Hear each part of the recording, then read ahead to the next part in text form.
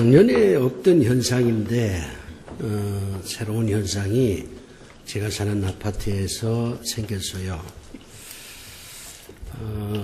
제가 이제 그 대로변 좌우에 이제 아파트들이 이제 질비해 있는데 제가 사는 아파트 쪽 그 반대편이 아주 그 아파트 대단지입니다.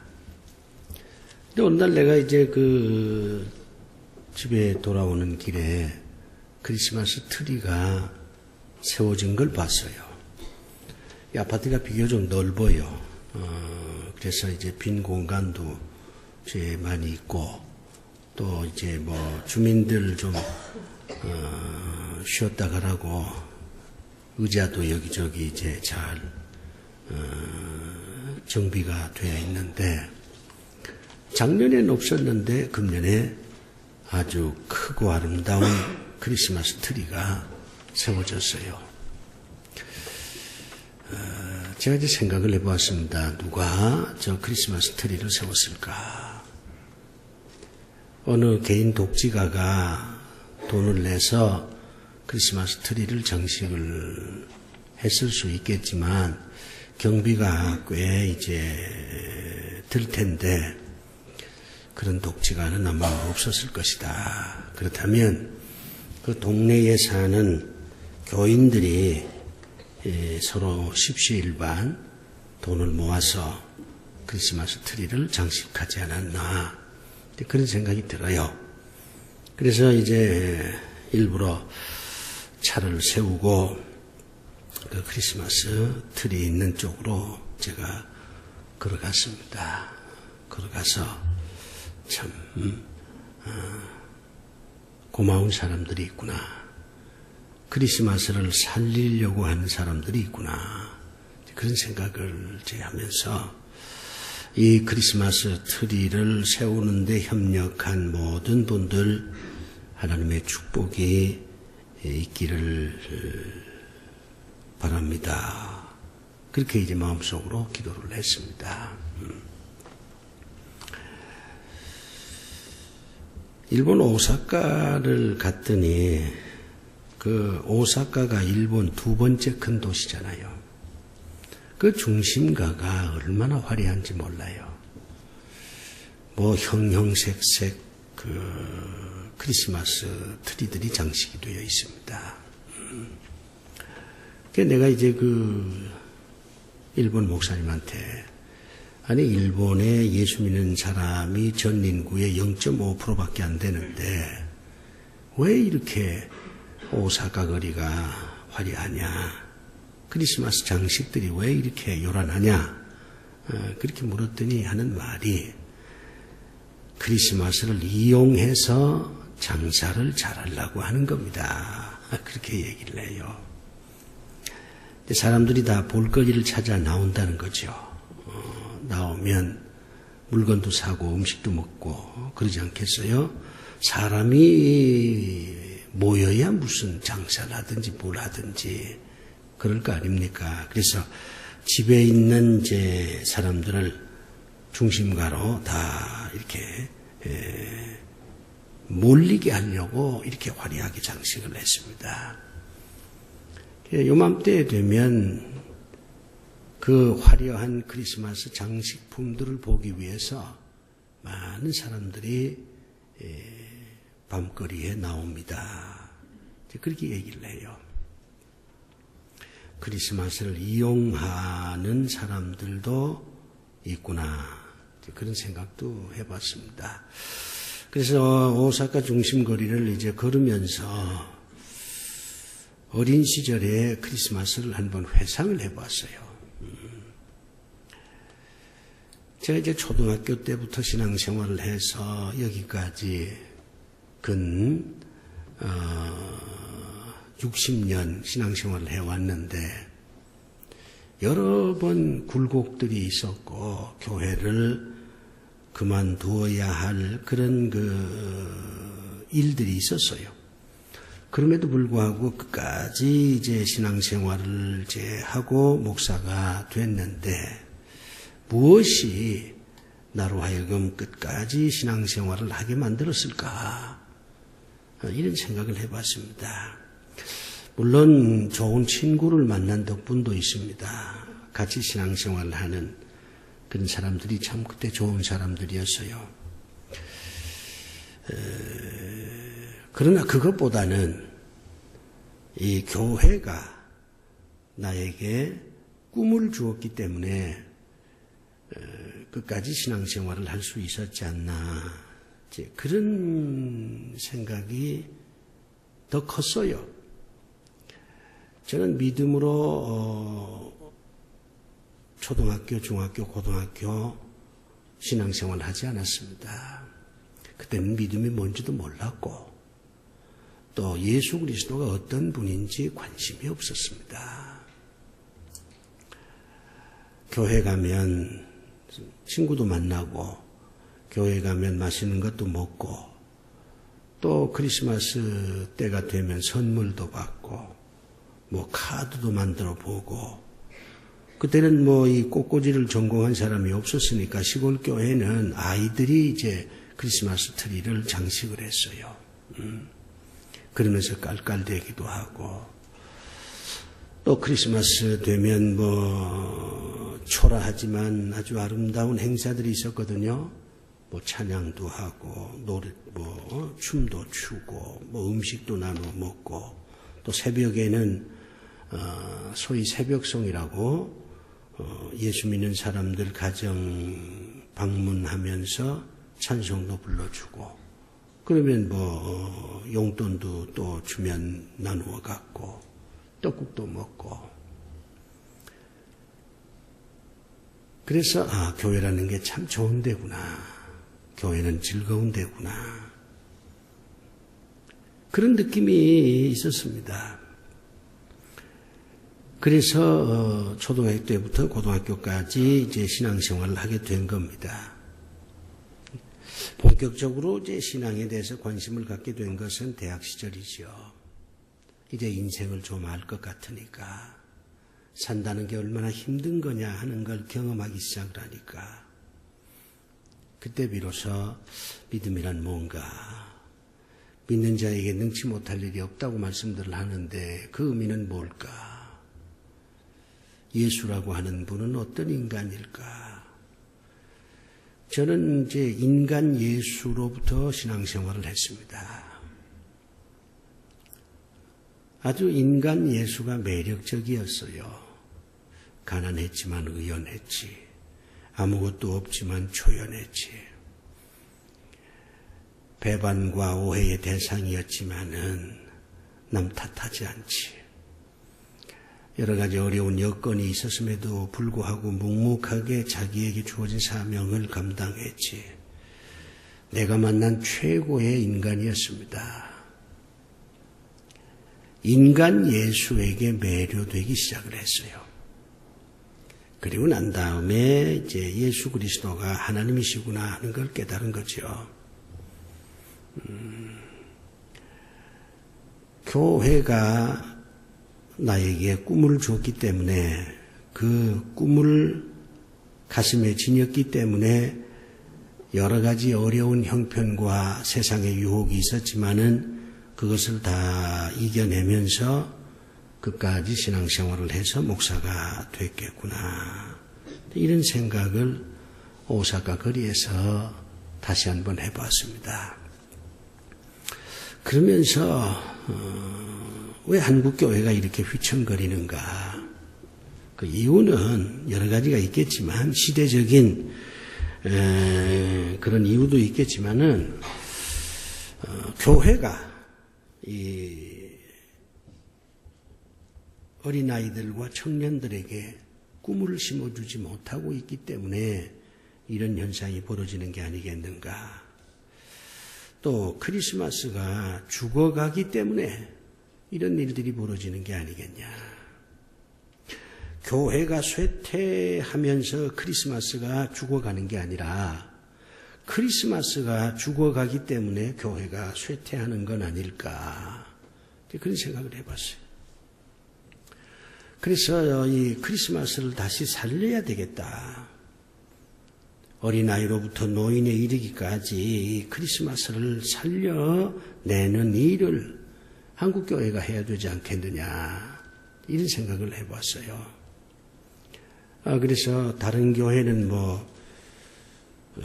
제가 뭐라고 말할 수 있는 형편이 못 되니까 우리 부활교회만이라도 크리스마스를 살려내는 교회가 되자.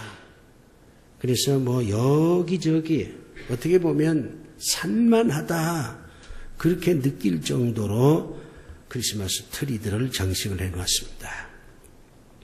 그리고 내가 교회 학교에 부탁을 해서 어린아이들이 각기 자기 손으로 크리스마스 트리를 만들게 하라. 그리고 자기가 만든 크리스마스 트리를 교회에 진열하도록 하라. 그러면 그 크리스마스 트리를 만들어가는 과정에서 아이들이 크리스마스에 대한 어떤 의식이 생겨나지 않겠느냐. 그리고 그 아이들이 부모님한테 엄마, 이건 내가 만든 크리스마스 트리야. 이쁘지? 그렇게 얘기하게 하면 그 부모님들 입장에서도 자기 자녀가 만든 크리스마스 트리를 보면서 야, 참 예쁘다, 잘 만들었구나, 그렇게 화답을 하게 하면 그 부모 가슴 속에도 크리스마스 이 좋은 날에 대한 어떤 기쁨이 되살아나지 않을까, 이런 생각도 해보는 거예요. 어떤 분이 그래요. 목사님, 제가 오랜만에 크리스마스 카드를 받았습니다. 요즘 크리스마스 카드 보내는 데가 별로 없어요. 문자 메시지로 다 끝내고, 또 문자 메시지에 크리스마스 카드를 만들어서 보내는 분들도 참 많습니다. 사진도 찍고 말이요. 이제 그런 것보다는 옛날처럼 크리스마스 카드를 만들어 보기도 하고, 쓰기도 하고, 보내기도 하고, 받기도 하고. 이렇게 하면서 이 사라지는 크리스마스를 살려내야 되겠다, 이런 생각을 제가 갖고 있습니다. 그래서 동방 박사들처럼 좀 교인들이 선물도 좀 만들어서 하나님께 드리고, 그 선물을 처음 온 교인들한테 좀 나누어 주기도 하고, 지금 수요일 날 초코파이 가지고서 전도합니다마는 그건 전도가 아니에요. 무슨 초코파이 하나 준다고 그분들이 예수 믿는 건 아니잖아요. 성탄절입니다. 예수님이 오셨습니다. 그러면서 초코파이 하나 드리는 거예요. 그러면 지나가는 나그네도 아, 크리스마스, 그래, 맞아, 크리스마스구나. 아직도 이렇게 크리스마스 때에 선물을 주는 교회가 있구나. 그러면서 그분들도 어린 시절 한두 번 시골에서 교회 다녀본 경험이 있을 텐데, 옛날 그 어린 시절에 교회에서 지냈던 크리스마스를 회상하게 만들고, 그러면서 이 죽어가는 크리스마스를 우리가 좀 살려낼 수 있지 않겠나. 이런 운동을 한국교회 전체가 한다면 다시 크리스마스는 되살아나지 않겠나, 이런 생각을 이제 해봅니다. 크리스마스가 너무 외로워졌어요. 거룩한 화려함이 있어야 합니다. 저는 거룩한 화려함이란 말 참 좋아해요. 화려하다 그러면 좀 낭비고 사치고 퇴폐적인 그런 기분이 들잖아요. 그러니까 화려하다는 말을 저는 자주 쓰지 않습니다. 거룩하다, 참 좋은 말이죠. 그러나 거룩하다 그러면 어떤 엄숙성이 너무 강조되다 보니까 사람들이 접근을 하지 않고 어떤 기쁨을 공유하기가 어려워요. 바리새인들이 너무 거룩하게 살려고 했기 때문에 많은 사람들이 바리새인들을 어려워한 겁니다.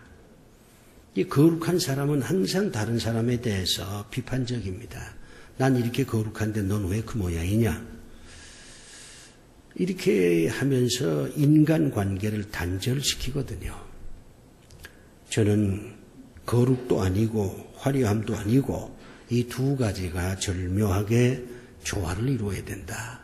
거룩한 아름다움이라, 거룩한 화려함이라, 이렇게 제가 표현하는 거죠.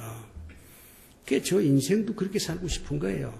거룩하면서 화려하게, 거룩하면서도 아름답게, 화려하면서도 거룩하게, 아름다우면서도 거룩하게, 이 두 가지가 서로 공존하는 그런 삶을 살고 싶습니다. 우리가 이 시들어가는 크리스마스를 다시 살려야 됩니다. 그러려면 어떤 사람은 크리스마스를 죽이는 사람이고 어떤 사람은 크리스마스를 살리는 사람이냐, 이게 분명해야 돼요. 그래서 제가 오늘 본문은 안 하고 1, 2부는 크리스마스를 죽이는 사람들의 모습을 여러분들에게 이제 말씀을 드리고 3부는 크리스마스를 살리는 사람들에 대해서 말씀을 드리려고 설교 준비를 했습니다. 오늘 본문은 첫 번 크리스마스의 내용입니다. 첫 크리스마스입니다. 여기에 등장하는 인물 가운데 헤롯이라는 사람이 등장합니다. 헤롯. 왕이죠. 근데 이 헤롯이야말로 크리스마스를 죽이는 사람의 상징이에요. 이 헤롯이라는 사람 때문에 크리스마스가 죽을 뻔했어요. 오늘도 이 헤롯의 후예들이 많습니다. 카인의 후예만 있는 게 아니에요. 헤롯의 후예들도 많이 있습니다. 우리 주변에는 크리스마스를 죽이려고 하는 그런 사람들이 있습니다. 어떤 사람이 크리스마스를 죽이는 사람들일까? 헤롯 같은 사람인데 이 헤롯의 특징이 몇 가지가 있어요. 이 헤롯은요, 지배하는 사람입니다. 왕이잖아요. 옛날에 왕은 철저하게 지배자입니다. 권력을 가졌지만 그 권력으로 백성들을 지배하는 겁니다. 그래서 백성들의 그 삶에 간섭하고 백성들이 가지고 있는 좋은 것이 있으면 뺏어오고 자기 말 듣지 않으면 감옥에 집어넣고 자기 마음대로 했어요. 왕은 백성을 위해서 존재하는 왕이 아니라 백성들이 왕을 위해서 존재하는 그런 시대였어요. 사실 이 왕은 누구를 위해서 존재합니까? 백성들을 위해서 존재하는 거잖아요. 정도전이 말한 그대로 백성이 없으면 왕이 없는 거예요. 왕이 있어서 백성이 있는 게 아닙니다. 백성들 가운데서 왕이 된 거예요. 그렇기 때문에 모든 권력은 다스리고 지배하고 착취하고 빼앗아오는 그런 권력이 아니에요. 참된 권력은 백성들을 섬기고 사랑하고 보살피고 그게 참된 권력의 속성입니다. 그런데 이 헤롯이라고 하는 사람은 섬기려고 하기보다는 지배하고 다스리고 명령하고 그걸 좋아하는 사람이에요. 크리스마스를 죽이는 사람이 어떤 사람이냐? 남을 지배하고 다스리고 남 위에 군림하고 남을 비판하고 남이 가지고 있는 것을 빼앗아 오려고 하고 넌 아니야 이렇게 생각하고 이런 사람들이 크리스마스를 죽이는 것입니다. 섬겨야 돼요. 하나님께서 왜 이 땅에 오셨습니까? 우리를 지배하고 다스리고 우리가 가지고 있는 것을 빼앗기 위해서 하나님이 오셨습니까? 아니잖아요. 하나님께서는 우리를 섬기기 위해서 인간이 되어 이 땅에 오신 겁니다. 그래서 주님이 그렇게 말하지 않습니까? 나는 섬김을 받으러 온 게 아니고 섬기려고 왔다. 그러니까 섬기려고 하는 사람이 크리스마스의 주인공이 되는 것이지, 지배하고 다스리고 빼앗고 남을 비판하고 괴롭히고 이런 사람은 크리스마스의 주인공이 될 수가 없습니다. 오늘 우리 사회가 점점 이렇게 크리스마스가 죽어가는 이유는 예수 믿는 사람들조차도 섬기는 것보다는 섬김을 받으려고 하는 욕망이 더 강하기 때문에, 예수 믿는 사람들조차도 남을 괴롭히는 일에 아픔 없이 참여하고 있기 때문에, 심지어는 예수 믿는 사람들조차도 이렇게 하면 남을 괴롭히는 것이구나 하는 그런 어떤 깨달음이 없기 때문에 크리스마스는 죽어가고 있는 것이다. 저는 그렇게 생각합니다. 헤롯 같은 사람이 너무 많아졌어요. 헤롯은요, 동기가 불순한 자입니다. 헤롯이 동방박사들한테 이렇게 얘기합니다. 당신들이 새로 태어난 왕 경배하러 왔다는데 참 수고가 많았어. 그 새로 태어난 왕이 어디에 있는지 좀 찾아보고 나한테도 얘기 좀 해주시오. 나도 당신들처럼 새로 태어난 그 왕에게 가서 경배를 하고 싶소. 그렇게 헤롯이 박사들한테 얘기합니다. 박사들이요, 야, 이 헤롯 왕 위대한 왕이다. 우리들처럼 말이지, 새로 태어난 왕한테 직접 찾아가서 왕인데,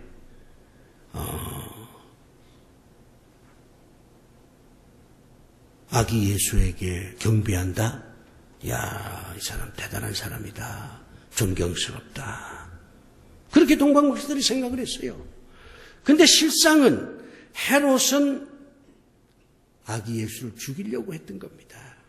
왜냐하면 자기가 왕인데 또 한 사람의 왕이 태어났다는 겁니다. 세상에 왕이 두 사람이 있을 수 없다. 그러니 내가 이 새로 태어난 이 아기를 내가 죽여야 되겠다. 이렇게 생각하는 겁니다. 그래도 겉으로는 그렇게 얘기를 안 하는 거예요. 이걸 위선이라고 말합니다. 겉과 속이 다른 거예요. 왜 크리스마스가 죽어가느냐? 겉과 속이 다른 사람이 너무 많아.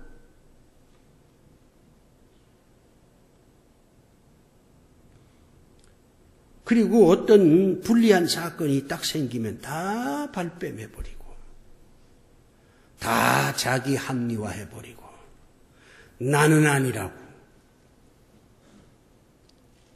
지금 신문에 떠드는 무슨 문건 사건도 다 나는 아니라고 그러잖아요.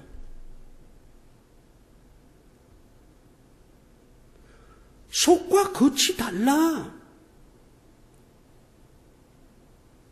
오늘 현대인들이 바로 겉과 속이 너무 다르기 때문에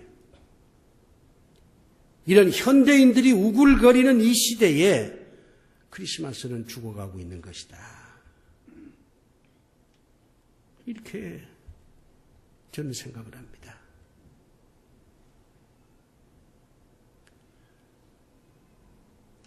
우리가 정말 크리스마스를 제대로 보내려면 겉과 속이 같아야 돼요. 완벽하게 우리가 속과 겉이 같을 수는 없지요. 우리는 여러 가지로 부족한 인간이니까. 그러나 적어도 내가 겉과 속이 다른 인간이로구나 하는 깨달음은 있어야 돼요.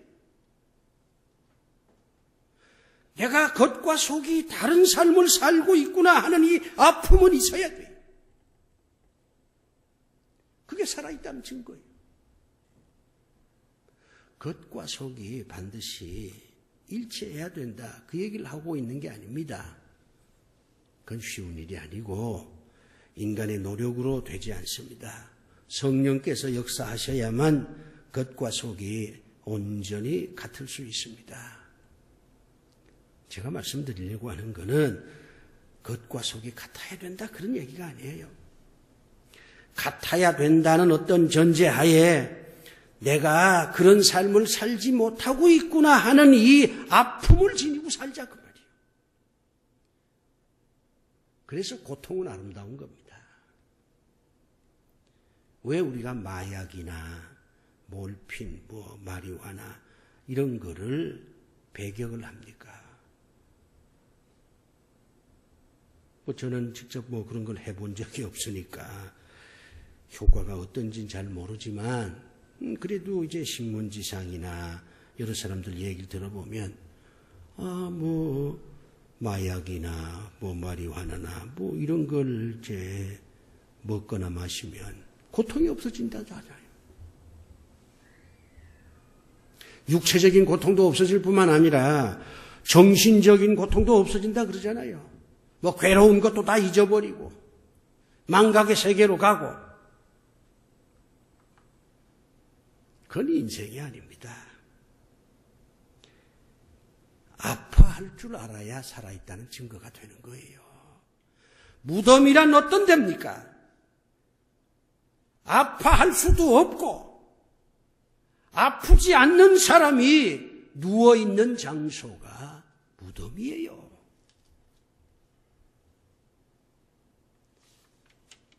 우리는 너무 고통 없이 살려고 합니다. 뭔가 일이 잘 안 되면 화만 내고 잘 안 되면 내 뜻대로 안 되면 스트레스 받고 그래서 모든 걸 다 잊어버리고 싶고 그러나 그건 인생이 아니에요. 아픔이 있어야 됩니다. 아파할 줄 알아야 살아있는 사람이 됩니다. 그러니까 겉과 속이 완전히 일치될 수는 없지만은 일치되려고 노력하는 그 아픔, 내가 겉과 속이 다르고 있구나 하는 것을 깨닫는 그 아픔, 이런 게 있을 때에 우리는 살아있는 그리스도인이 되는 것이고, 그래서 크리스마스는 다시 되살아날 수가 있는 것입니다. 좀 아파하면 안 됩니까?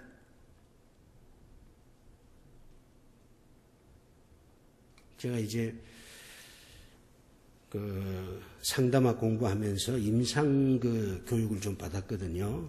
정신 병을 앓고 있는 분들과 이제 한 6개월 동안 이제 좀 지냈는데 특징이 있어요. 그들은 고통이 없어요.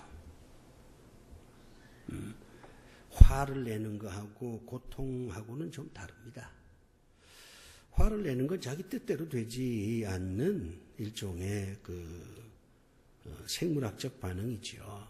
자기 뜻대로 되질 않으니까 화를 내는 거예요. 우울증 환자들도 화를 많이 냅니다. 고통은 가치지향적인 겁니다. 고통은 가치 때문에 생기는 거예요. 내 뜻대로 안 된다 해서 느끼는 것은 불평이고 불만입니다. 내가 인생을 이렇게 살아서는 안 되지 않느냐 하는 데서 오는 것은 가치지향적인 고통이에요. 그런 고통이 우리에게 있어야 살아있다고 말할 수가 있지.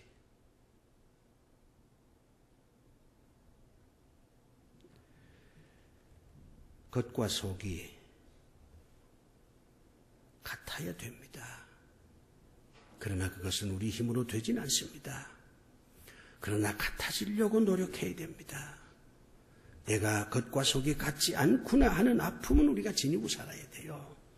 그런 사람들이 있을 때 비로소 크리스마스는 되살아나는 것입니다. 이 헤롯 왕은요, 말씀에 대해서 무지한 자예요. 왕이 태어났다 그러니까 대제사장을 불러가지고 그리스도가 태어났다는데, 그리스도란 말은 왕이란 뜻입니다. 어디서 태어났어? 물어요. 그랬더니 제사장이 베들레헴에서 태어난다고 성경에 쓰여 있습니다. 이렇게 답변해요. 이 답변을 보면 이 헤롯 왕은 성경을 한 번도 읽어보질 않았어요. 그때도 구약 성경이 있었거든요. 성경을 읽어보질 않으니까 그리스도가 어디서 태어났는지 알 수가 없잖아요. 그리스도가 어떤 존재인지 알 수가 없어요. 영적으로 무지한 자입니다. 어떤 사람이 크리스마스를 죽입니까? 영적으로 무지한 자들이 크리스마스를 죽이는 겁니다. 예수가 누구냐?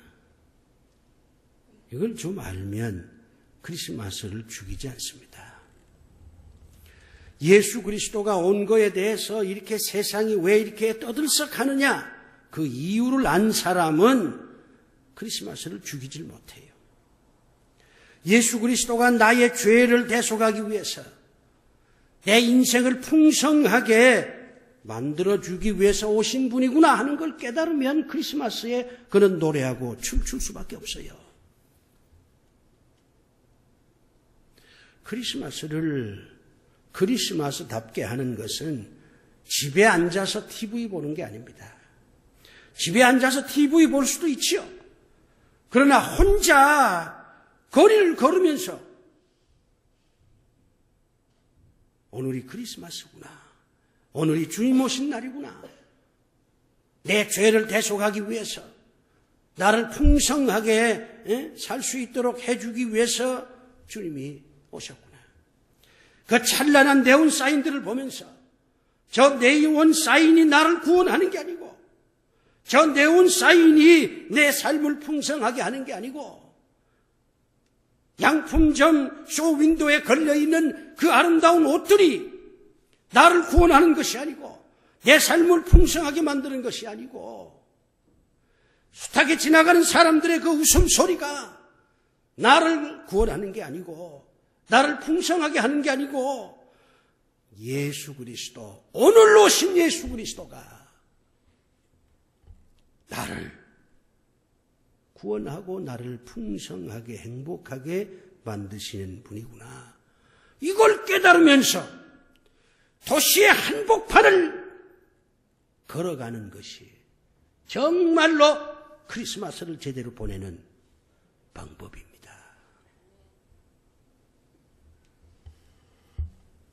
영적으로 무지하면 크리스마스를 살려낼 수가 없습니다. 사랑하는 교회 여러분, 죽어가는 크리스마스를 살려냅시다.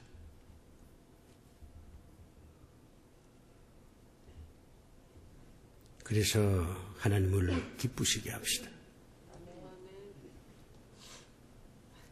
죽어가는 크리스마스를 살려냄으로 인해서 우리가 예수 믿는 사람이라고 하는 것을 세상에 보여줍시다.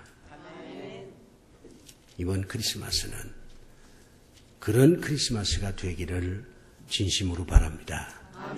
기도합시다. 아버지 하나님,